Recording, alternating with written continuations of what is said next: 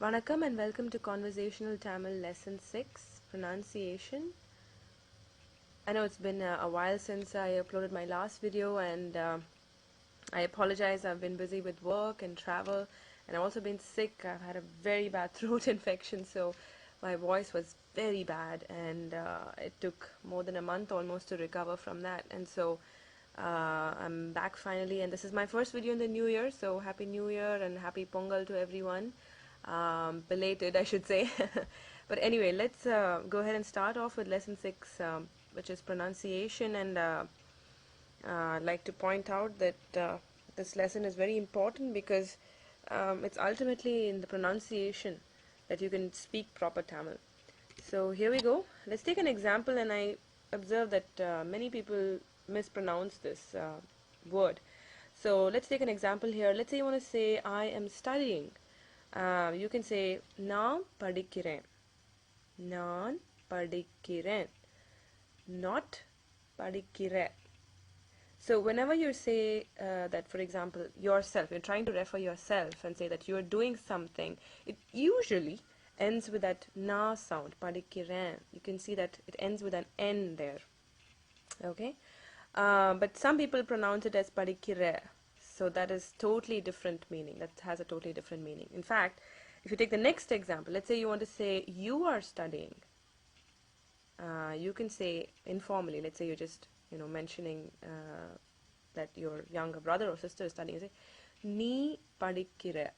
So there is no na sound at the end of it. It's just I'm of course representing this in English, but it's R-E-Y, you can say. Whereas the previous case, it's R-E-N, so that N sound is very important when you're referring to yourself. But of course, if you want to say you are studying, and let's say to an older person, then you can say நீங்க படிச்சிட்டு இருக்கீங்க. Okay, so that would be the formal way of saying you are studying. Now we go to the special sounds. Now this is a challenge. Anyone who can pronounce these sounds, especially the very first one, I can bet you they can learn Tamil. So this is the real challenge, and actually this sound, it is pronounced as Ra.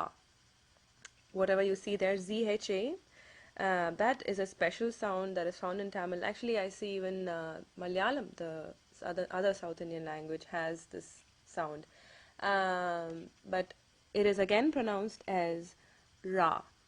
So a few words that have this sound are, well, the actual language itself, Tamil. It's actually pronounced as Tamil. Okay, it ends with that Ra sound. Another word is Param. Okay, and Param basically means fruit. And another example is Varai. Varai generally refers to the banana. So if you can say Varai Param, you can really learn to speak Tamil. So anyway, I also see that many people really don't get this sound, and they instead substitute the Ra sound for La, the La sound, the L sound. So they instead say Tamil or Palam or Valai, it's okay, you can live with that, but the correct way of pronouncing it is Tamil. Another word is the nya sound, nya. Actually, I'm writing it down here with a G, although the G is actually silent. Some people say jnanam. So you start off with the G, but it's almost silent. So you say jnanam, okay, which is knowledge. Also, of course, we're not learning the Tamil script here. We're not learning how to read or write Tamil. I'm just using English to denote some of these sounds. So if you actually look at the script in Tamil, there is a letter which can be pronounced as ka or ga. Sometimes it's substituted, and it really depends on the circumstance. And another letter, the same letter basically can be pronounced as sa or cha. Similarly, pa and ba have the same letter. So it really depends on which kind of sentence and which kind of scenario it is you're using to choose which one it is. So it takes a while to get the hang of this, but we'll go a few examples here. So ga and ka. So kai, for example, is vegetable. Generally it refers to a vegetable or anything that's not yet ripe. So for example, if you take coconut, you can pronounce this as tengai or tenga. So ka and ga. Okay. And another common Tamil name is Venkat, but it can also be pronounced as Vengat. And you will actually see that there are other South Indian